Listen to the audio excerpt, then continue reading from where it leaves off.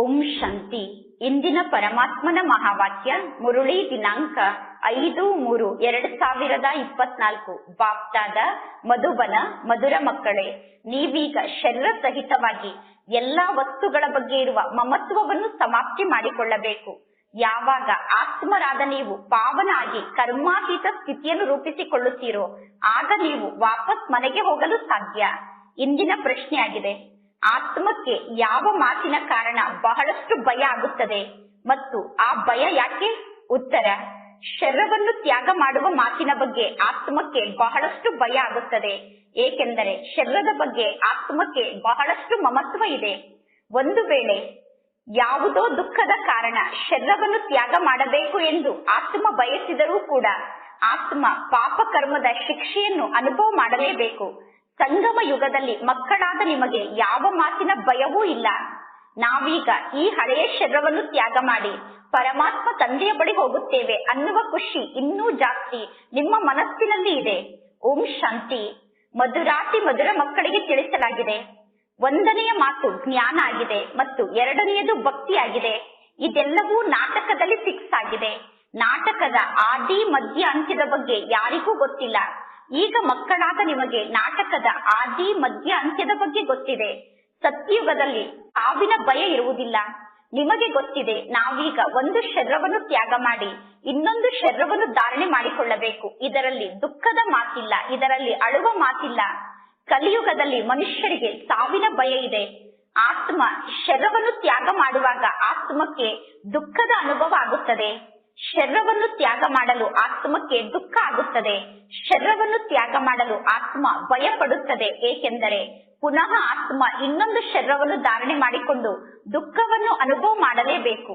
ನೀವೆಲ್ಲರೂ ಸಂಗಮ ಯುಗದ ನಿವಾಸಿಗಳಾಗಿದ್ದೀರಾ. ಮಕ್ಕಳಾದ ನಿಮಗೆ ಪರಮಾತ್ಮ ತಂದೆ ತಿಳಿಸಿದ್ದಾರೆ, ನೀವೀಗ ವಾಪಸ್ ಹೋಗಬೇಕು. ನೀವೀಗ ಎಲ್ಲಿಗೆ ವಾಪಸ್ ಹೋಗಬೇಕು? ನೀವೀಗ ವಾಪಸ್ ಮನೆಗೆ ಹೋಗಬೇಕು. ಅದು ಪರಮಾತ್ಮ ತಂದೆಯ ಮನೆಯಾಗಿದೆ. ಈ ಜಗತ್ತಿನಲ್ಲಿ ಯಾವ ಮನೆಯೂ ಇಲ್ಲ. ಎಲ್ಲಿ ಭಗವಂತ ತಂದೆ ನಿವಾಸವನ್ನು ಮಾಡುತ್ತಾರೋ ಮತ್ತು ಮಕ್ಕಳಾದ ನೀವು ನಿವಾಸವನ್ನು ಮಾಡುತ್ತೀರೋ ಅದಕ್ಕೆ ಮನೆ ಎಂದು ಕರೆಯಲಾಗುತ್ತದೆ. ಯಾವ ಸ್ಥಾನದಲ್ಲಿ ಪರಮಾತ್ಮ ತಂದೆ ನಿವಾಸವನ್ನು ಮಾಡುತ್ತಾರೋ ಮತ್ತು ಆತ್ಮರಾದ ನೀವು ನಿವಾಸವನ್ನು ಮಾಡುತ್ತೀರೋ ಅದಕ್ಕೆ ಮನೆ ಎಂದು ಕರೆಯಲಾಗುತ್ತದೆ. ಆ ಪರಮಧಾಮದಲ್ಲಿ ಶರೀರ ಇರುವುದಿಲ್ಲ. ಹೇಗೆ ಮನುಷ್ಯರು ಹೇಳುತ್ತಾರೆ, ನಾವು ಭಾರತದಲ್ಲಿ ನಿವಾಸವನ್ನು ಮಾಡುತ್ತೇವೆ ಎಂದು, ಆದರೆ ಎಲ್ಲರೂ ಮನೆಯಲ್ಲೇ ನಿವಾಸವನ್ನು ಮಾಡುತ್ತಾರೆ. ಅದೇ ರೀತಿ ನೀವೆಲ್ಲರೂ ಹೇಳುತ್ತೀರಾ, ಆತ್ಮರಾದ ನಾವು ನಮ್ಮ ಮನೆಯಾದ ಪರಮಧಾಮದಲ್ಲಿ ನಿವಾಸವನ್ನು ಮಾಡುತ್ತೇವೆ ಎಂದು. ಅದು ಆತ್ಮರ ಮನೆಯಾಗಿದೆ. ಈ ಸಾಕಾರ ಜಗತ್ತು ಜೀವಾತ್ಮರ ಮನೆಯಾಗಿದೆ. ಆ ಪರಮಧಾಮಕ್ಕೆ ಮುಕ್ತಿಧಾಮ ಎಂದು ಕರೆಯಲಾಗುತ್ತದೆ. ಮನುಷ್ಯರು ಮುಕ್ತಿಧಾಮಕ್ಕೆ ಹೋಗುವುದಕ್ಕೋಸ್ಕರ ಪುರುಷಾರ್ಥವನ್ನು ಮಾಡುತ್ತಾರೆ. ನಾವೀಗ ಹೋಗಿ ಭಗವಂತ ತಂದೆಯ ಜೊತೆ ಮಿಲನವನ್ನು ಮಾಡಬೇಕು ಎಂದು ಮನುಷ್ಯರು ಪುರುಷಾರ್ಥವನ್ನು ಮಾಡುತ್ತಾರೆ. ಪರಮಾತ್ಮ ತಂದೆಯ ಜೊತೆ ಮಿಲನವನ್ನು ಮಾಡಲು ಮಕ್ಕಳಿಗೆ ಬಹಳಷ್ಟು ಖುಷಿಯಾಗಬೇಕು. ಆತ್ಮಕ್ಕೆ ಶರೀರ ಅಂತೂ ಇದೆ. ಆತ್ಮಕ್ಕೆ ಈಗ ಯಾವ ಶರೀರ ಪ್ರಾಪ್ತಿಯಾಗಿದೆಯೋ ಆತ್ಮಕ್ಕೆ ಆ ಶರೀರದ ಬಗ್ಗೆ ಬಹಳಷ್ಟು ಮೋಹ ಇದೆ. ಆದ್ದರಿಂದ ಸ್ವಲ್ಪ ಕಾಯಿಲೆ ಬಂದರೂ ಕೂಡ ನಾನು ಶರೀರವನ್ನು ತ್ಯಾಗ ಮಾಡಬಹುದು ಎಂದು ಆತ್ಮ ಭಯ ಪಡುತ್ತದೆ. ಅಜ್ಞಾನ ಕಾಲದಲ್ಲಿ ಎಲ್ಲರಿಗೂ ಸಾವಿನ ಭಯ ಇರುತ್ತದೆ. ಈ ಸಮಯದಲ್ಲಿ ನೀವೆಲ್ಲರೂ ಸಂಗಮ ಯುಗದ ನಿವಾಸಿಗಳಾಗಿದ್ದೀರಾ. ನಿಮಗೆ ಗೊತ್ತಿದೆ, ನಾವೀಗ ವಾಪಸ್ ಮನೆಗೆ ಹೋಗಬೇಕು ಎಂದು. ನಾವೀಗ ಪರಮಾತ್ಮ ತಂದೆಯ ಬಳಿ ವಾಪಸ್ ಹೋಗಬೇಕು ಎಂದು ನಿಮಗೆ ಗೊತ್ತಿದೆ. ಅಂದ ಮೇಲೆ ಇಲ್ಲಿ ಭಯದ ಯಾವ ಮಾತು ಇಲ್ಲ. ಪರಮಾತ್ಮ ತಂದೆ ಮಕ್ಕಳಿಗೆ ಬಹಳ ಒಳ್ಳೆಯ ಯುಕ್ತಿಯನ್ನು ತಿಳಿಸಿದ್ದಾರೆ. ಪತಿತ ಆತ್ಮರು ನನ್ನ ಬಳಿ ಮುಕ್ತಿಧಾಮಕ್ಕೆ ಬರಲು ಸಾಧ್ಯ ಇಲ್ಲ. ಪರಮಧಾಮ ಪವಿತ್ರ ಆತ್ಮರ ಮನೆಯಾಗಿದೆ. ಈ ಸಾಕಾರ ಜಗತ್ತು ಮನುಷ್ಯರ ಮನೆಯಾಗಿದೆ. ಪಂಚತತ್ವದಿಂದ ಈ ಶರೀರ ತಯಾರಾಗುತ್ತದೆ. ಅಂದ ಮೇಲೆ ಪಂಚತತ್ವದ ಶರೀರದಲ್ಲಿರುವ ನಮ್ಮನ್ನು ಈ ಪಂಚತತ್ವದ ಜಗತ್ತು ಇಲ್ಲೇ ಇರಲು ಆಕರ್ಷಣೆ ಮಾಡುತ್ತಿರುತ್ತದೆ. ಆಕಾಶ, ಜಲ, ವಾಯು ಯಾವ ತತ್ವವು ಮೂಲವತನದಲ್ಲಿ ಇರುವುದಿಲ್ಲ. ವಿಚಾರ ಸಾಗರ ಮಂಥನವನ್ನು ಮಾಡಲು ಈ ಎಲ್ಲಾ ಜ್ಞಾನದ ಯುಕ್ತಿಯನ್ನು ತಂದೆ ತಿಳಿಸುತ್ತಾರೆ. ಆತ್ಮಕ್ಕೆ ಈಗ ಇಲ್ಲಿ ಶರೀರ ಅನ್ನುವ ಆಸ್ತಿ ಸಿಕ್ಕಿದೆ. ಆದ್ದರಿಂದ ಶರೀರದ ಬಗ್ಗೆ ಆತ್ಮಕ್ಕೆ ಮಮತ್ವ ಜಾಸ್ತಿಯಾಗಿದೆ. ಹಾಗೆ ನೋಡಿದರೆ ಆತ್ಮರಾದ ನಾವು ಆ ಪರಮಧಾಮದ ನಿವಾಸಿಗಳಾಗಿದ್ದೇವೆ. ಈಗ ನಾವು ಪುನಃ ಆ ಪರಮಧಾಮಕ್ಕೆ ವಾಪಸ್ ಹೋಗುವುದಕ್ಕೋಸ್ಕರ ಪುರುಷಾರ್ಥವನ್ನು ಮಾಡುತ್ತಿದ್ದೇವೆ. ಯಾವಾಗ ನೀವು ಪವಿತ್ರ ಆತ್ಮರಾಗುತ್ತೀರೋ ಆಗ ಪುನಃ ನಿಮಗೆ ಸುಖ ಸಿಗುತ್ತದೆ. ಪರಮಧಾಮದಲ್ಲಿ ದುಃಖದ ಯಾವ ಮಾತು ಮಾತು ಇರುವುದಿಲ್ಲ. ಈ ಸಮಯದಲ್ಲಿ ಈ ಜಗತ್ತು ದುಃಖಧಾಮ ಆಗಿದೆ. ಅಂದ ಮೇಲೆ ಇಲ್ಲಿರುವಂತಹ ಪಂಚತತ್ವ ಆತ್ಮರನ್ನು ಸೆಳೆಯುತ್ತದೆ. ಮೇಲಿನಿಂದ ಹಿಡಿದು ಕೆಳಗಿನವರೆಗೂ ಎಲ್ಲರೂ ಪಾತ್ರವನ್ನು ಅಭಿನಯ ಮಾಡಲು ಈ ಸೃಷ್ಟಿಗೆ ಬರಲೇಬೇಕು. ಪ್ರಕೃತಿಯ ಆಧಾರವನ್ನು ಎಲ್ಲರೂ ಅವಶ್ಯವಾಗಿ ಪಡೆದುಕೊಳ್ಳಲೇಬೇಕು. ಇಲ್ಲದಿದ್ದರೆ ಈ ಆಟ ನಡೆಯಲು ಸಾಧ್ಯ ಇಲ್ಲ. ಈ ಆಟ ಸುಖ ಮತ್ತು ದುಃಖದ ಆಟ ಆಗಿದೆ. ಸುಖ ದುಃಖದ ಈ ಆಟ ಇದೇ ರೀತಿ ಮಾಡಲ್ಪಟ್ಟಿದೆ. ಯಾವಾಗ ನೀವು ಸುಖವನ್ನು ಅನುಭವ ಮಾಡುತ್ತೀರೋ ಆಗ ಪಂಚತತ್ವದ ಶರೀರದ ಬಗ್ಗೆ ನಿಮಗೆ ಮಮತ್ವ ಇರುವುದಿಲ್ಲ. ಸತ್ಯಯುಗದಲ್ಲಿ ನಾವೆಲ್ಲರೂ ಪವಿತ್ರರಾಗಿ ಇರುತ್ತೇವೆ. ಆದ್ದರಿಂದ ಸತ್ಯಯುಗದಲ್ಲಿ ಶರೀರದ ಬಗ್ಗೆ ಇಷ್ಟೊಂದು ಮಮತ್ವ ಇರುವುದಿಲ್ಲ. ಈಗ ಈ ಪಂಚತತ್ವದ ಬಗ್ಗೆ ಇರುವ ಮಮತ್ವವನ್ನು ತ್ಯಾಗ ಮಾಡಬೇಕು. ನಾವೀಗ ಪವಿತ್ರ ಆದರೆ ನಂತರ ಯೋಗ ಬಲದಿಂದ ಸತ್ಯಯುಗದಲ್ಲಿ ನಮ್ಮ ಶರೀರ ತಯಾರಾಗುತ್ತದೆ. ಆದ್ದರಿಂದ ಸತ್ಯಯುಗದಲ್ಲಿ ಮಾಯೆ ನಮ್ಮನ್ನು ಸೆಳೆಯುವುದಿಲ್ಲ. ಈಗ ನಮ್ಮ ಬಳಿ ಯೋಗದ ಬಲ ಇದೆ. ಆದ್ದರಿಂದ ಇಲ್ಲಿ ದುಃಖದ ಮಾತೆ ಇಲ್ಲ. ಸತ್ಯಯುಗದಲ್ಲಿ ಯೋಗ ಬಲದಿಂದ ಶರೀರ ತಯಾರಾಗುತ್ತದೆ. ಆದ್ದರಿಂದ ಸತ್ಯಯುಗದಲ್ಲಿ ದುಃಖದ ಮಾತೆ ಇಲ್ಲ. ಈ ಆಟ ಎಷ್ಟೊಂದು ಅದ್ಭುತವಾಗಿ ಮಾಡಲ್ಪಟ್ಟಿದೆ. ಇದೆಲ್ಲ ಅರ್ಥ ಮಾಡಿಕೊಳ್ಳುವಂತಹ ಬಹಳಷ್ಟು ಸೂಕ್ಷ್ಮ ಮಾತಾಗಿದೆ. ಯಾರು ಬಹಳ ಒಳ್ಳೆಯ ಬುದ್ಧಿವಂತರಾಗಿದ್ದಾರೋ ಮತ್ತು ಯಾರು ಸದಾ ಸೇವೆಯಲ್ಲಿ ತತ್ಪರಾಗಿರುತ್ತಾರೋ ಅವರು ಮಾತ್ರ ಜ್ಞಾನವನ್ನು ಚೆನ್ನಾಗಿ ತಿಳಿಸಲು ಸಾಧ್ಯ. ಪರಮಾತ್ಮ ತಂದೆ ತಿಳಿಸಿದ್ದಾರೆ, ಜ್ಞಾನ ಧನವನ್ನು ಅನ್ಯರಿಗೆ ನೀಡಬೇಕು. ಜ್ಞಾನ ಧನವನ್ನು ದಾನವಾಗಿ ನೀಡಿದರೆ ಜ್ಞಾನ ಧನ ಎಂದೂ ಕಡಿಮೆ ಆಗಲು ಸಾಧ್ಯ ಇಲ್ಲ. ನೀವೀಗ ಜ್ಞಾನವನ್ನು ದಾನವಾಗಿ ನೀಡುತ್ತೀರಾ.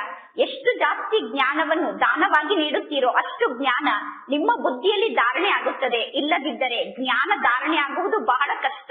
ನೀವು ಜ್ಞಾನದ ಪಾಯಿಂಟ್ ಅನ್ನು ಬರೆದ ತಕ್ಷಣ ಜ್ಞಾನ ನಿಮ್ಮ ಬುದ್ಧಿಯಲ್ಲಿ ಧಾರಣೆ ಆಗುತ್ತದೆ ಎಂದು ತಿಳಿದುಕೊಳ್ಳಬೇಡಿ. ನೀವು ಜ್ಞಾನದ ಪಾಯಿಂಟ್ ಅನ್ನು ಬರೆದು ಆ ಜ್ಞಾನದ ಪಾಯಿಂಟ್ ಅನ್ನು ಅನ್ಯರಿಗೆ ಕಳಿಸಿದರೆ ಆ ಜ್ಞಾನದ ಪಾಯಿಂಟ್ ನ ಮೂಲಕ ಅವರ ಕಲ್ಯಾಣ ಆಗುತ್ತದೆ. ಅನ್ಯರ ಕಲ್ಯಾಣಕ್ಕೋಸ್ಕರ ಜ್ಞಾನದ ಪಾಯಿಂಟ್ ಅನ್ನು ಬರೆದು ಕಳಿಸುವುದು ಅದು ಬೇರೆ ಮಾತಾಗಿದೆ. ಆದರೆ ಆ ಜ್ಞಾನದ ಪಾಯಿಂಟ್ ನಿಮ್ಮ ಕೆಲಸಕ್ಕಂತೂ ಬರುವುದಿಲ್ಲ. ಕೆಲವರು ಪೇಪರ್ ನಲ್ಲಿ ಬರೆದಿರುವಂತಹ ಜ್ಞಾನದ ಪಾಯಿಂಟ್ ಅನ್ನು ವ್ಯರ್ಥವಾಗಿ ಚೆಲ್ಲಿ ಬಿಡುತ್ತಾರೆ. ನೀವೀಗ ಆಂತರ್ಯದಲ್ಲಿ ಸ್ವಯಂ ಜ್ಞಾನದ ಮಾತನ್ನು ಅರ್ಥ ಮಾಡಿಕೊಳ್ಳಬೇಕು. ನಾವೀಗ ಜ್ಞಾನದ ಮಾತನ್ನು ಬರೆಯುತ್ತಿದ್ದೇವೆ ಅಂದ ಮೇಲೆ ಆ ಜ್ಞಾನದ ಮಾತು ಕೆಲಸದಲ್ಲಿ ಬರುತ್ತದೆ. ಕೇವಲ ಜ್ಞಾನದ ಪಾಯಿಂಟ್ ಅನ್ನು ಪೇಪರ್ ಅಲ್ಲಿ ಬರೆದು ಅದನ್ನು ಚೆಲ್ಲಿ ಬಿಟ್ಟರೆ ಅದರಿಂದ ಏನು ಲಾಭ ಆಗುತ್ತದೆ? ಯಾರು ಜ್ಞಾನದ ಪಾಯಿಂಟ್ ಅನ್ನು ಬರೆದು ಚೆಲ್ಲಿ ಬಿಡುತ್ತಾರೋ ಅವರು ಸ್ವಯಂನ ಆತ್ಮಕ್ಕೆ ಸ್ವಯಂ ಮೋಸವನ್ನು ಮಾಡಿಕೊಳ್ಳುತ್ತಾರೆ. ಇಲ್ಲಿ ಜ್ಞಾನವನ್ನು ಧಾರಣೆ ಮಾಡಿಕೊಳ್ಳುವಂತಹ ಮಾತಿದೆ. ಇದು ಧಾರಣೆ ಮಾಡಿಕೊಳ್ಳುವಂತಹ ವಸ್ತು ಆಗಿದೆ. ಈ ಬ್ರಹ್ಮ ತಂದೆ ಜ್ಞಾನದ ಪಾಯಿಂಟ್ ಅನ್ನು ಬರೆದು ಅದನ್ನು ಕಂಠಪಾಠ ಮಾಡುವುದಿಲ್ಲ. ಪರಮಾತ್ಮ ತಂದೆ ಪ್ರತಿದಿನ ಜ್ಞಾನದ ಪಾಯಿಂಟ್ ಅನ್ನು ತಿಳಿಸುತ್ತಾರೆ. ಮೊದಲು ನೀವು ಪರಮಾತ್ಮ ತಂದೆಯ ಜೊತೆಗೆ ಸಂಬಂಧವನ್ನು ಜೋಡಣೆ ಮಾಡಬೇಕು. ತಂದೆಯ ನೆನಪಿನ ಮೂಲಕ ಆತ್ಮರಾದ ನೀವು ಪವಿತ್ರರಾಗುತ್ತೀರಾ. ಇನ್ನು ಸತ್ಯಯುಗದಲ್ಲಿ ನೀವು ಪವಿತ್ರ ಆತ್ಮರಾಗಿ ನಿವಾಸವನ್ನು ಮಾಡುತ್ತೀರಾ. ಪರಮಧಾಮದಲ್ಲೂ ಕೂಡ ಪವಿತ್ರ ಆತ್ಮರಾದ ನೀವು ನಿವಾಸವನ್ನು ಮಾಡುತ್ತೀರಾ. ಸತ್ಯಯುಗದಲ್ಲಿ ಆತ್ಮ ಮತ್ತು ಶರೀರ ಎರಡೂ ಪವಿತ್ರ ಆಗಿರುತ್ತದೆ. ನಂತರ ಆ ಪವಿತ್ರತೆಯ ಶಕ್ತಿ ಸಮಾಪ್ತಿಯಾಗುತ್ತದೆ. ಯಾವಾಗ ಪವಿತ್ರತೆಯ ಬಲ ಸಮಾಪ್ತಿಯಾಗುತ್ತದೆಯೋ ಆಗ ಪಂಚತತ್ವದ ಶಕ್ತಿ ಆತ್ಮವನ್ನು ಸೆಳೆಯುತ್ತದೆ. ಆತ್ಮ ವಾಪಸ್ ಮನೆಗೆ ಹೋಗುವುದಕ್ಕೋಸ್ಕರ ಈ ಶರೀರವನ್ನು ತ್ಯಾಗ ಮಾಡಬೇಕು. ವಾಪಸ್ ಮನೆಗೆ ಹೋಗುವುದಕ್ಕೋಸ್ಕರ ಆತ್ಮಕ್ಕೆ ಈ ಶರೀರವನ್ನು ತ್ಯಾಗ ಮಾಡಬೇಕು ಅನ್ನುವ ವಿಚಾರ ಮನಸ್ಸಿನಲ್ಲಿ ಬರುತ್ತದೆ. ನಾವೀಗ ಪಾವನ ಆಗಿ ಈ ಶರೀರವನ್ನು ಹೇಗೆ ತ್ಯಾಗ ಮಾಡುತ್ತೇವೆ ಅಂದರೆ ಬೆಣ್ಣೆಯಿಂದ ಎಷ್ಟು ಸಹಜವಾಗಿ ಕೂದಲನ್ನು ತೆಗೆಯುತ್ತಾರೋ ಅಷ್ಟು ಸಹಜವಾಗಿ ನಾವು ಈ ಶರೀರವನ್ನು ತ್ಯಾಗ ಮಾಡುತ್ತೇವೆ. ಈಗ ಮಕ್ಕಳಾದ ನೀವು ಶರೀರ ಸಹಿತವಾಗಿ ಎಲ್ಲಾ ವಸ್ತುವಿನ ಬಗ್ಗೆ ಇರುವ ಮಮತ್ವವನ್ನು ಸಮಾಪ್ತಿ ಮಾಡಿಕೊಳ್ಳಬೇಕು. ಆತ್ಮರಾದ ನಾವು ಅಶರೀರಿಯಾಗಿ ಈ ಸೃಷ್ಟಿಗೆ ಬಂದಿದ್ದೆವು. ಮೊದಲು ನಾವು ಪವಿತ್ರ ಆತ್ಮರಾಗಿದ್ದೆವು. ಮೊದಲು ನಮಗೆ ಈ ಜಗತ್ತಿನ ಬಗ್ಗೆ ಮಮತ್ವ ಇರಲಿಲ್ಲ. ಸತ್ಯಯುಗದಲ್ಲಿ ಯಾರೇ ಶರೀರವನ್ನು ತ್ಯಾಗ ಮಾಡಿದರೂ ಕೂಡ ಯಾರೂ ಅಳುವುದಿಲ್ಲ. ಸತ್ಯಯುಗದಲ್ಲಿ ಕಷ್ಟದ ಯಾವ ಮಾತು ಇಲ್ಲ. ಸತ್ಯಯುಗದಲ್ಲಿ ನೋವಿನ ಮಾತಿಲ್ಲ. ಸತ್ಯಯುಗದಲ್ಲಿ ಕಾಯಿಲೆಯೇ ಇರುವುದಿಲ್ಲ. ಸತ್ಯಯುಗದಲ್ಲಿ ಶರೀರದ ಬಗ್ಗೆ ಮಮತ್ವ ಇರುವುದಿಲ್ಲ. ಆತ್ಮ ಹೇಗೆ ಪಾತ್ರವನ್ನು ಅಭಿನಯ ಮಾಡುತ್ತದೆ? ಒಂದು ಶರೀರ ವೃದ್ಧ ಆದಾಗ ಆತ್ಮ ಆ ಒಂದು ಶರೀರವನ್ನು ತ್ಯಾಗ ಮಾಡಿ ಪಾತ್ರವನ್ನು ಅಭಿನಯ ಮಾಡುವುದಕ್ಕೋಸ್ಕರ ಇನ್ನೊಂದು ಶರೀರವನ್ನು ಧಾರಣೆ ಮಾಡಿಕೊಳ್ಳುತ್ತದೆ. ಸತ್ಯಯುಗದಲ್ಲಿ ರಾವಣ ರಾಜ್ಯ ಇರುವುದಿಲ್ಲ. ಈಗ ನಾನು ಪರಮಾತ್ಮ ತಂದೆಯ ಬಳಿ ಹೋಗಬೇಕು ಎಂದು ಈ ಸಮಯದಲ್ಲಿ ಮಕ್ಕಳ ಮನಸ್ಸಿನಲ್ಲಿ ವಿಚಾರ ಬಂದಿದೆ. ಪರಮಾತ್ಮ ತಂದೆ ತಿಳಿಸುತ್ತಾರೆ, ನೀವು ತಂದೆಯಾದ ನನ್ನನ್ನು ನೆನಪು ಮಾಡಿ. ಈ ಜ್ಞಾನ ಆತ್ಮದ ಬುದ್ಧಿಯಲ್ಲಿ ಇದೆ. ಪರಮಾತ್ಮ ತಂದೆ ತಿಳಿಸುತ್ತಾರೆ, ಈಗ ನಾವು ಪವಿತ್ರರಾಗಿ ವಾಪಸ್ ಮನೆಗೆ ಹೋಗಬೇಕು. ಈಗ ನಾವು ಪವಿತ್ರರಾಗಿ ವಾಪಸ್ ಮನೆಗೆ ಹೋಗಿ ಪುನಃ ಸತ್ಯುಗದಲ್ಲಿ ಬರಬೇಕು. ಈಗ ಎಲ್ಲರೂ ಪತಿತರಾಗಿದ್ದಾರೆ. ಆದ್ದರಿಂದ ಈ ಪಂಚತತ್ವದ ಗೊಂಬೆಯ ಮೇಲೆ ಎಲ್ಲರಿಗೂ ಮೋಹ ಜಾಗೃತ ಆಗಿದೆ. ಅಂದರೆ ಈ ಪಂಚತತ್ವದ ಶರೀರದ ಮೇಲೆ ಮೋಹ ಇದೆ. ಈಗ ಈ ಶರೀರವನ್ನು ತ್ಯಾಗ ಮಾಡಬೇಕು ಎಂದು ಯಾರ ಮನಸ್ಸಿನಲ್ಲೂ ಸಂಕಲ್ಪ ಬರುವುದೇ ಇಲ್ಲ. ಬುದ್ಧಿ ಹೇಳುತ್ತದೆ ಈ ಶರೀರವನ್ನು ನಾವು ತ್ಯಾಗ ಮಾಡಿದರೆ ನಾವು ಪರಮಾತ್ಮ ತಂದೆಯ ಬಳಿ ಹೋಗಬಹುದು ಎಂದು. ನೀವೀಗ ನಾವು ಪಾವನಾಗಿ ವಾಪಸ್ ಪರಮಾತ್ಮ ತಂದೆಯ ಬಳಿ ಹೋಗಬೇಕು ಎಂದು ಪುರುಷಾರ್ಥವನ್ನು ಮಾಡುತ್ತಿದ್ದೀರಾ. ಪರಮಾತ್ಮ ತಂದೆ ತಿಳಿಸಿದ್ದಾರೆ, ನೀವು ನನ್ನ ಮಕ್ಕಳಾಗಿದ್ದೀರಿ. ಈಗ ನೀವು ತಂದೆಯಾದ ನನ್ನನ್ನು ನೆನಪು ಮಾಡಿ. ಆಗ ಆತ್ಮರಾದ ನೀವು ಪವಿತ್ರ ಆಗುತ್ತೀರಾ. ನಂತರ ಈ ಶರೀರವನ್ನು ಧಾರಣೆ ಮಾಡಿಕೊಳ್ಳಲು ನಿಮಗೆ ಯಾವುದೇ ಕಷ್ಟದ ಅನುಭವ ಆಗುವುದಿಲ್ಲ. ಈಗ ಎಲ್ಲರಿಗೂ ಶರೀರದ ಬಗ್ಗೆ ಮೋಹ ಇದೆ. ಆದ್ದರಿಂದ ಈ ಶರೀರದ ರಕ್ಷಣೆಗೋಸ್ಕರ ಡಾಕ್ಟರ್ಗಳನ್ನು ಕರೆಯುತ್ತಾರೆ. ಈಗ ನಿಮಗೆ ಖುಷಿ ಆಗಬೇಕು, ನಾವು ಪರಮಾತ್ಮ ತಂದೆಯ ಬಳಿ ಹೋಗುತ್ತೇವೆ ಅನ್ನುವ ಖುಷಿ ಈಗ ನಿಮಗೆ ಇದೆ. ಈ ಶರೀರದ ಜೊತೆಗೆ ಈಗ ನಮಗೆ ಸಂಬಂಧ ಇಲ್ಲ. ಪಾತ್ರವನ್ನು ಅಭಿನಯ ಮಾಡುವುದಕ್ಕೋಸ್ಕರ ನಮಗೆ ಈ ಶರೀರ ಸಿಕ್ಕಿದೆ. ಆತ್ಮ ಮತ್ತು ಶರೀರ ಎರಡು ಸತ್ಯುಗದಲ್ಲಿ ಬಹಳಷ್ಟು ಆರೋಗ್ಯವಂತ ಆಗಿರುತ್ತದೆ. ದುಃಖದ ಹೆಸರು ಚಿಹ್ನೆ ಕೂಡ ಸತ್ಯುಗದಲ್ಲಿ ಇರುವುದಿಲ್ಲ. ಅಂದ ಮೇಲೆ ಮಕ್ಕಳು ಎಷ್ಟೊಂದು ಪುರುಷಾರ್ಥವನ್ನು ಮಾಡಬೇಕು. ನಾವೀಗ ಪರಮಾತ್ಮ ತಂದೆಯ ಬಳಿ ಹೋಗುತ್ತೇವೆ ಅಂದ ಮೇಲೆ ನಾವೇಕೆ ಈ ಶರೀರವನ್ನು ತ್ಯಾಗ ಮಾಡಬಾರದು? ಎಲ್ಲಿಯವರೆಗೂ ತಂದೆಯ ಜೊತೆಗೆ ಯೋಗವನ್ನು ಜೋಡಣೆ ಮಾಡಿ ನಾವು ಪವಿತ್ರ ಆಗುವುದಿಲ್ಲವೋ ಅಲ್ಲಿಯವರೆಗೂ ನಾವು ಕರ್ಮಾತೀತ ಸ್ಥಿತಿಯನ್ನು ರೂಪಿಸಿಕೊಳ್ಳಲು ಸಾಧ್ಯ ಇಲ್ಲ. ಅಜ್ಞಾನಿ ಮನುಷ್ಯರಿಗೆ ಇಂತಹ ವಿಚಾರ ಬರುವುದಿಲ್ಲ. ಮಕ್ಕಳ ಮನಸ್ಸಿನಲ್ಲೇ ಈ ಜ್ಞಾನದ ವಿಚಾರ ಬರುತ್ತದೆ. ನಾವೀಗ ವಾಪಸ್ ಮನೆಗೆ ಹೋಗಬೇಕು. ಮೊದಲು ಆತ್ಮದಲ್ಲಿ ಶಕ್ತಿ ಇತ್ತು. ಯಾವಾಗ ಮೊದಲು ಆತ್ಮದಲ್ಲಿ ಶಕ್ತಿ ಇರುತ್ತದೆಯೋ ಆಗ ಆತ್ಮಕ್ಕೆ ಖುಷಿ ಇರುತ್ತದೆ. ಸತ್ಯಯುಗದಲ್ಲಿ ಎಂದು ಯಾವ ಮಾತಿನ ಭಯವೂ ಇರುವುದಿಲ್ಲ. ಈ ಕಲಿಯುಗದಲ್ಲಿ ದುಃಖ ಇದೆ. ಆದ್ದರಿಂದ ಎಲ್ಲಾ ಮನುಷ್ಯರು ಭಕ್ತಿಯನ್ನು ಮಾಡುತ್ತಾರೆ. ಆದರೆ ವಾಪಸ್ ಮನೆಗೆ ಹೋಗುವ ಮಾರ್ಗದ ಬಗ್ಗೆ ಯಾರಿಗೂ ಗೊತ್ತಿಲ್ಲ. ಮಾರ್ಗದ ಬಗ್ಗೆ ತಿಳಿಸುವಂತವರು ಒಬ್ಬ ತಂದೆಯಾಗಿದ್ದಾರೆ. ವಾಪಸ್ ಮನೆಗೆ ಹೋಗುವಂತಹ ಮಾರ್ಗದ ಬಗ್ಗೆ ಜ್ಞಾನವನ್ನು ತಿಳಿಸುವಂತವರು ಒಬ್ಬ ತಂದೆಯಾಗಿದ್ದಾರೆ. ನಾನೀಗ ಪರಮಾತ್ಮ ತಂದೆಯ ಬಳಿ ಹೋಗಬೇಕು ಅನ್ನುವ ಖುಷಿ ಮಕ್ಕಳಿಗೆ ಇದೆ. ಪರಮಾತ್ಮ ತಂದೆ ತಿಳಿಸುತ್ತಾರೆ, ಈಗ ನಿಮ್ಮ ಶರೀರದ ಬಗ್ಗೆ ನಿಮಗೆ ಮೋಹ ಇದೆ. ನೀವೀಗ ಆ ಮೋಹವನ್ನು ಸಮಾಪ್ತಿ ಮಾಡಿಕೊಳ್ಳಿ. ಇದು ಪಂಚತತ್ವದ ಶರೀರ ಆಗಿದೆ. ಇದೆಲ್ಲವೂ ಮಾಯೆ ಆಗಿದೆ. ಈ ಕಣ್ಣಿನಿಂದ ಆತ್ಮ ಏನೆಲ್ಲವನ್ನು ನೋಡುತ್ತದೆಯೋ ಅದೆಲ್ಲವೂ ಮಾಯೇ ಮಾಯೆಯಾಗಿದೆ. ಈ ಜಗತ್ತಿನಲ್ಲಿರುವ ಎಲ್ಲಾ ವಸ್ತುವಿನಲ್ಲೂ ದುಃಖ ಇದೆ. ಈ ಜಗತ್ತಿನಲ್ಲಿ ಎಷ್ಟೊಂದು ಕೊಳಕಿದೆ. ಸ್ವರ್ಗದಲ್ಲಿ ಶರೀರ ಕೂಡ ಫಸ್ಟ್ ಕ್ಲಾಸ್ ಆಗಿರುತ್ತದೆ. ಸ್ವರ್ಗದಲ್ಲಿ ನಿಮಗೆ ಬಹಳ ಸುಂದರವಾದ ಮಹಲ್ ಪ್ರಾಪ್ತಿಯಾಗುತ್ತದೆ. ಸ್ವರ್ಗದಲ್ಲಿ ದುಃಖದ ಯಾವ ಮಾತು ಇರುವುದಿಲ್ಲ. ಈ ಆಟ ಹೇಗೆ ಮಾಡಲ್ಪಟ್ಟಿದೆ ನೋಡಿ. ಈಗ ಈ ಜ್ಞಾನದ ಬಗ್ಗೆ ಮಕ್ಕಳ ಮನಸ್ಸಿನಲ್ಲಿ ಚಿಂತನೆ ನಡೆಯಬೇಕು. ಪರಮಾತ್ಮ ತಂದೆ ತಿಳಿಸುತ್ತಾರೆ, ಬೇರೆ ಯಾವ ಮಾತು ನಿಮಗೆ ಅರ್ಥ ಆಗದೇ ಇದ್ದರೆ ಒಳ್ಳೆಯದು. ನೀವು ಕೇವಲ ತಂದೆಯನ್ನು ನೆನಪು ಮಾಡಿ. ಆಗ ನಿಮ್ಮ ವಿಕರ್ಮ ವಿನಾಶ ಆಗುತ್ತದೆ. ಪುನಃ ನೀವು ಸ್ವರ್ಗಕ್ಕೆ ಹೋಗುತ್ತೀರಾ ಅನ್ನುವ ಮಾತನ್ನು ನೀವು ಎಲ್ಲರಿಗೂ ತಿಳಿಸಬೇಕು. ನಾನು ಆತ್ಮನಾಗಿದ್ದೇನೆ. ಆತ್ಮನಾದ ನನಗೆ ನಂತರ ಈ ಶರೀರ ಪ್ರಾಪ್ತಿಯಾಗುತ್ತದೆ. ಅಂದ ಮೇಲೆ ನಾನೇಕೆ ಈ ಶರೀರದ ಬಂಧನದಲ್ಲಿ ಸಿಕ್ಕಿ ಹಾಕಿಕೊಳ್ಳಬೇಕು? ಪರಮಾತ್ಮ ತಂದೆ ತಿಳಿಸುತ್ತಾರೆ, ಈ ಜಗತ್ತಿಗೆ ರಾವಣ ರಾಜ್ಯ ಎಂದು ಕರೆಯಲಾಗುತ್ತದೆ. ರಾವಣ ರಾಜ್ಯದಲ್ಲಿ ಅಪಾರ ದುಃಖ ಇದೆ. ಸತ್ಯಯುಗದಲ್ಲಿ ದುಃಖದ ಮಾತೇ ಇರುವುದಿಲ್ಲ. ಈಗ ಪರಮಾತ್ಮ ತಂದೆಯ ನೆನಪಿನ ಮೂಲಕ ನಾವು ಶಕ್ತಿಯನ್ನು ಪಡೆದುಕೊಳ್ಳುತ್ತೇವೆ. ಏಕೆಂದರೆ ನಾವೀಗ ದುರ್ಬಲರಾಗಿದ್ದೇವೆ. ನಾವು ದೇಹಾಭಿಮಾನಕ್ಕೆ ವಶ ಆಗಿದ್ದೇವೆ. ದೇಹಾಭಿಮಾನ ನಮ್ಮನ್ನು ಬಹಳಷ್ಟು ದುರ್ಬಲರನ್ನಾಗಿ ಮಾಡುತ್ತದೆ. ಅಂದ ಮೇಲೆ ಪರಮಾತ್ಮ ತಂದೆ ತಿಳಿಸಿದ್ದಾರೆ, ಈ ನಾಟಕ ಇದೇ ರೀತಿ ಮಾಡಲ್ಪಟ್ಟಿದೆ. ಈ ನಾಟಕ ಎಂದೂ ನಿಲ್ಲಲು ಸಾಧ್ಯ ಇಲ್ಲ. ಇಲ್ಲಿ ಮೋಕ್ಷದ ಮಾತೇ ಇಲ್ಲ. ಇದು ಮಾಡಲ್ಪಟ್ಟಂತಹ ನಾಟಕ ಆಗಿದೆ. ಈಗ ನೀವು ಈ ನಾಟಕದ ಬಗ್ಗೆ ಚಿಂತೆಯನ್ನು ಮಾಡಬಾರದು. ಏನನ್ನಾದರೂ ಪರಿವರ್ತನೆ ಮಾಡಲು ಸಾಧ್ಯ ಆದರೆ ನಾವು ಚಿಂತೆಯನ್ನು ಮಾಡಬಹುದು. ಆದರೆ ಇದು ಮಾಡಲ್ಪಟ್ಟಂತಹ ನಾಟಕ ಅಂದ ಮೇಲೆ ಈ ನಾಟಕದ ಬಗ್ಗೆ ನಾವೀಗ ಚಿಂತೆಯನ್ನು ಮಾಡಬಾರದು. ಏನೆಲ್ಲ ಆಗಿ ಹೋಗಿದೆಯೋ ಪುನಃ ಅದು ಪುನರಾವರ್ತನೆ ಆಗುತ್ತದೆ.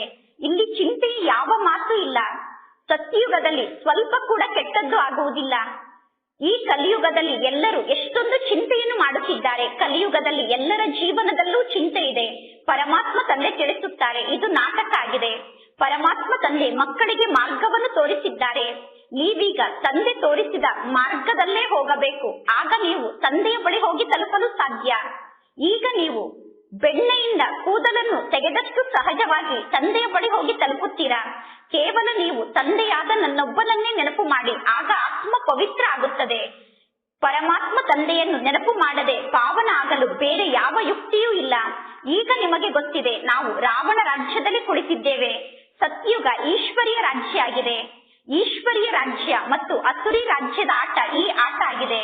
ಈಶ್ವರ ಹೇಗೆ ಬಂದು ಸ್ಥಾಪನೆಯನ್ನು ಮಾಡುತ್ತಾರೆ ಅನ್ನುವುದು ಯಾರಿಗೂ ಗೊತ್ತಿಲ್ಲ. ಪರಮಾತ್ಮ ತಂದೆಗೆ ಜ್ಞಾನದ ಸಾಗರ ಎಂದು ಕರೆಯಲಾಗುತ್ತದೆ. ಪರಮಾತ್ಮ ತಂದೆ ಬಂದು ಎಲ್ಲಾ ಜ್ಞಾನದ ಮಾತನ್ನು ತಿಳಿಸುತ್ತಾರೆ. ಈಗ ನೀವು ಸಂಪೂರ್ಣ ಜ್ಞಾನವನ್ನು ಅರ್ಥ ಮಾಡಿಕೊಂಡಿದ್ದೀರಾ. ನಂತರ ಸಂಪೂರ್ಣ ಜ್ಞಾನ ಮರೆತು ಹೋಗುತ್ತದೆ. ಈ ಜ್ಞಾನದ ಶಿಕ್ಷಣದ ಮೂಲಕ ನಾವು ಇಂತಹ ಪದವಿಯನ್ನು ಪಡೆದುಕೊಳ್ಳುತ್ತೇವೆ ಅನ್ನುವುದು ಸತ್ಯಯುಗದಲ್ಲಿ ನಮಗೆ ಮರೆತು ಹೋಗುತ್ತದೆ. ಸ್ವರ್ಗಕ್ಕೆ ಹೋದ ತಕ್ಷಣ ಈ ಸಂಪೂರ್ಣ ಜ್ಞಾನ ಮಾಯ ಆಗಿ ಬಿಡುತ್ತದೆ. ಭಗವಂತ ತಂದೆ ಮಕ್ಕಳನ್ನು ಹೇಗೆ ಡಬ್ಬಲ್ ಕಿರೀಟಧಾರಿಯನ್ನಾಗಿ ಮಾಡುತ್ತಾರೆ ಅನ್ನುವುದು ಯಾರಿಗೂ ಸ್ವಲ್ಪ ಕೂಡ ಗೊತ್ತಿಲ್ಲ. ಮೊದಲು ನಮಗೂ ಕೂಡ ಈ ಜ್ಞಾನದ ಮಾತು ಗೊತ್ತಿರಲಿಲ್ಲ. ಅನ್ಯ ಶಾಸ್ತ್ರವನ್ನು ಓದುವಂತವರು ಈ ಜ್ಞಾನವನ್ನು ಹೇಗೆ ಅರ್ಥ ಮಾಡಿಕೊಳ್ಳಲು ಸಾಧ್ಯ? ಅನ್ಯ ಶಾಸ್ತ್ರವನ್ನು ಓದುವವರಿಗೆ ಈ ಜ್ಞಾನದ ಮಾತು ಟಚ್ ಆಗುವುದಿಲ್ಲ. ಈಗ ನೀವು ಬಂದು ಸ್ವಯಂ ಜ್ಞಾನವನ್ನು ಕೇಳುತ್ತೀರಾ. ಯಾವಾಗ ನೀವು ತಂದೆಯ ಸಮ್ಮುಖಕ್ಕೆ ಬಂದು ಜ್ಞಾನವನ್ನು ಕೇಳುತ್ತೀರೋ ಆಗ ತಕ್ಷಣ ಜ್ಞಾನದ ಮಾತು ನಿಮಗೆ ನಾಟುತ್ತದೆ. ಇದೆಲ್ಲವೂ ಸಂಪೂರ್ಣ ಗುಪ್ತವಾದ ಮಾತಾಗಿದೆ. ಪರಮಾತ್ಮ ತಂದೆ ಮಕ್ಕಳಿಗೆ ಜ್ಞಾನವನ್ನು ತಿಳಿಸುತ್ತಾರೆ. ನೋಡಿದಾಗ ನಿಮಗೆ ಏನು ಕಾಣಿಸುತ್ತದೆ? ಇಲ್ಲಿ ಏನೂ ಕಾಣುವುದಿಲ್ಲ. ಈಗ ಜ್ಞಾನವನ್ನು ನೀವು ಅರ್ಥ ಮಾಡಿಕೊಳ್ಳಬೇಕು. ಆತ್ಮವನ್ನು ನೋಡಲು ಸಾಧ್ಯ ಆಗುತ್ತದೆಯೇನು? ಆತ್ಮವನ್ನು ನೋಡಲು ಆಗುವುದಿಲ್ಲ. ಆತ್ಮದ ಬಗ್ಗೆ ನೀವೀಗ ಅರ್ಥ ಮಾಡಿಕೊಂಡಿದ್ದೀರಾ. ದಿವ್ಯ ದೃಷ್ಟಿಯ ಮೂಲಕ ಪರಮಾತ್ಮ ತಂದೆಯನ್ನು ನೋಡಬಹುದು. ದಿವ್ಯ ದೃಷ್ಟಿಯ ಮೂಲಕ ಆತ್ಮವನ್ನು ನೋಡಬಹುದು. ಪರಮಾತ್ಮ ತಂದೆ ತಿಳಿಸುತ್ತಾರೆ. ಪರಮಾತ್ಮ ತಂದೆಯನ್ನು ನೋಡಿದರೂ ಕೂಡ ನೀವು ಏನನ್ನು ಅರ್ಥ ಮಾಡಿಕೊಳ್ಳಲು ಸಾಧ್ಯ? ಆತ್ಮ ಅಂತೂ ಒಂದು ಸಣ್ಣ ಬಿಂದು ಆಗಿದೆ. ಈ ಸೃಷ್ಟಿಯಲ್ಲಿ ಅನೇಕ ಆತ್ಮಗಳಿದೆ. 10 ಅಥವಾ 20 ಆತ್ಮರ ಸಾಕ್ಷಾತ್ಕಾರವನ್ನು ನೀವು ಮಾಡಿಕೊಳ್ಳುತ್ತೀರಾ. ಕೇವಲ ಸಾಕ್ಷಾತ್ಕಾರದಲ್ಲಿ ಒಂದು ಆತ್ಮವನ್ನು ನೋಡಿದರೆ ನಿಮಗೆ ಏನೂ ಅರ್ಥ ಆಗುವುದಿಲ್ಲ. ಅನೇಕ ಆತ್ಮರ ಸಾಕ್ಷಾತ್ಕಾರ ಆಗುತ್ತದೆ. ನೀವು ಸಾಕ್ಷಾತ್ಕಾರದಲ್ಲಿ ನೋಡಿರುವುದು ಆತ್ಮ ಆಗಿದೆಯೋ ಅಥವಾ ಪರಮಾತ್ಮ ಆಗಿದ್ದಾರೋ ಅನ್ನುವ ವ್ಯತ್ಯಾಸ ನಿಮಗೆ ಗೊತ್ತಾಗುವುದಿಲ್ಲ. ಕುಳಿತಂತೆ ಸಣ್ಣ ಸಣ್ಣ ಅನೇಕ ಆತ್ಮರು ನಿಮ್ಮ ಕಣ್ಣಿಗೆ ಕಾಣಿಸುತ್ತಾರೆ. ಆದರೆ ಅವರು ಆತ್ಮ ಆಗಿದ್ದಾರೋ ಅಥವಾ ಪರಮಾತ್ಮ ತಂದೆ ಆಗಿದ್ದಾರೋ ಎಂದು ಹೇಗೆ ಗೊತ್ತಾಗುವುದು? ಈಗ ನಿಮಗೆ ಗೊತ್ತಿದೆ ಆತ್ಮದಲ್ಲಿ ಎಷ್ಟೊಂದು ಶಕ್ತಿ ಇದೆ ಎಂದು. ಇಷ್ಟು ಸಣ್ಣ ಆತ್ಮದಲ್ಲಿ ಎಷ್ಟೊಂದು ಶಕ್ತಿ ಇದೆ ಎಂದು ಈಗ ನಿಮಗೆ ಗೊತ್ತಿದೆ. ಆತ್ಮ ಮಾಲೀಕ ಆಗಿದೆ. ಆತ್ಮ ಒಂದು ಶರೀರವನ್ನು ತ್ಯಾಗ ಮಾಡಿ ಪಾತ್ರವನ್ನು ಅಭಿನಯ ಮಾಡುವುದಕ್ಕೋಸ್ಕರ ಇನ್ನೊಂದು ಶರೀರವನ್ನು ಧಾರಣೆ ಮಾಡಿಕೊಳ್ಳುತ್ತದೆ. ಇದೆಲ್ಲ ಪ್ರಕೃತಿಯ ಲೀಲೆ ಆಗಿದೆ.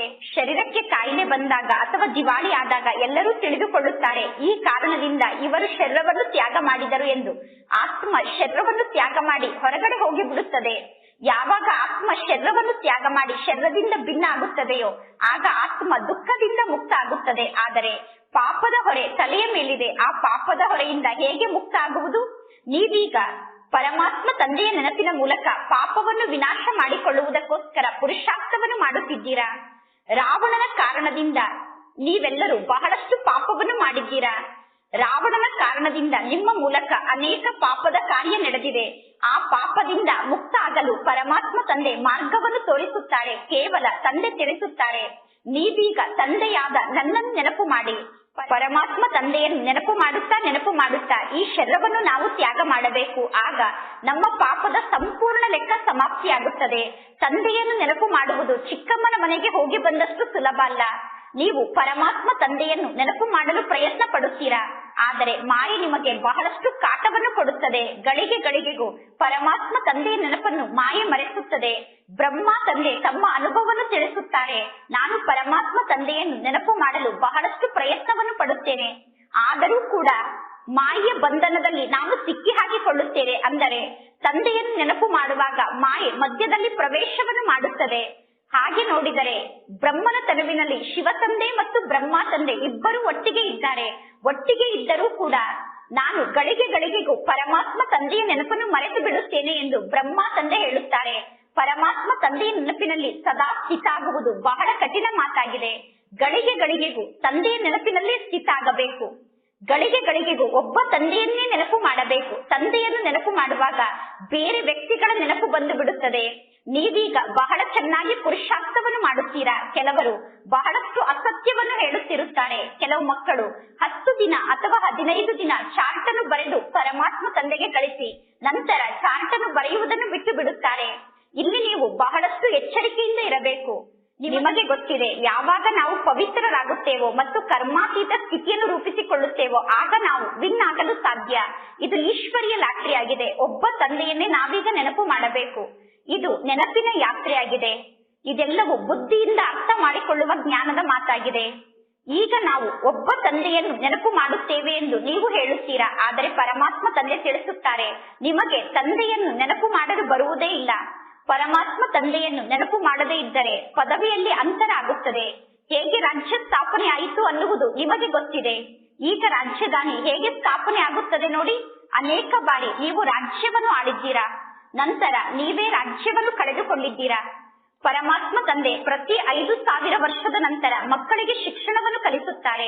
ಪುನಃ ರಾವಣ ರಾಜ್ಯದಲ್ಲಿ ನೀವು ವಾಮ ಮಾರ್ಗಕ್ಕೆ ಹೋಗುತ್ತೀರಾ. ಯಾರು ದೇವತೆ ಆಗಿದ್ದರೋ ಅವರೇ ವಾಮ ಮಾರ್ಗಕ್ಕೆ ಹೋಗುತ್ತಾರೆ. ಪರಮಾತ್ಮ ತಂದೆ ಬಹಳಷ್ಟು ರಹಸ್ಯದ ಮಾತನ್ನು ಮಕ್ಕಳಿಗೆ ತಿಳಿಸುತ್ತಾರೆ. ತಂದೆಯಾದ ನನ್ನನ್ನು ನೀವು ನೆನಪು ಮಾಡಿ. ಪರಮಾತ್ಮ ತಂದೆಯನ್ನು ನೆನಪು ಮಾಡುವುದು ಬಹಳ ಸಹಜ ಮಾತಾಗಿದೆ. ಶರೀರವನ್ನು ತ್ಯಾಗ ಮಾಡಿ ನಾವು ಪರಮಾತ್ಮ ತಂದೆಯ ಬಳಿ ಹೋಗಬೇಕು. ಪರಮಾತ್ಮ ತಂದೆಯ ಬಳಿ ಹೋಗುವುದಕ್ಕೋಸ್ಕರ ಯೋಗ ಬಲದ ಮೂಲಕ ವಿಕರ್ಮವನ್ನು ವಿನಾಶ ಮಾಡಿಕೊಳ್ಳಬೇಕು. ಯಾವಾಗ ಯೋಗದ ಶಕ್ತಿಯಿಂದ ವಿಕರ್ಮವನ್ನು ವಿನಾಶ ಮಾಡಿಕೊಳ್ಳುತ್ತೇವೋ ಆಗ ತಂದೆಯ ಬಳಿ ಹೋಗಲು ಸಾಧ್ಯ. ಅಂತ್ಯದಲ್ಲಿ ಮಾತ್ರ ನಾವು ವಾಪಸ್ ಮನೆಗೆ ಹೋಗಲು ಸಾಧ್ಯ. ಮಧ್ಯದಲ್ಲೇ ಯಾರು ವಾಪಸ್ ಮನೆಗೆ ಹೋಗಲು ಸಾಧ್ಯ ಇಲ್ಲ. ಬಲೆ ಯಾರು ಎಷ್ಟೇ ಪ್ರಯತ್ನವನ್ನು ಪಟ್ಟರೂ ಕೂಡ ಯಥಾರ್ಥವಾದ ಯೋಗವನ್ನು ಪರಮಾತ್ಮ ತಂದೆ ಮಾತ್ರ ಬಂದು ಕಲಿಸಲು ಸಾಧ್ಯ.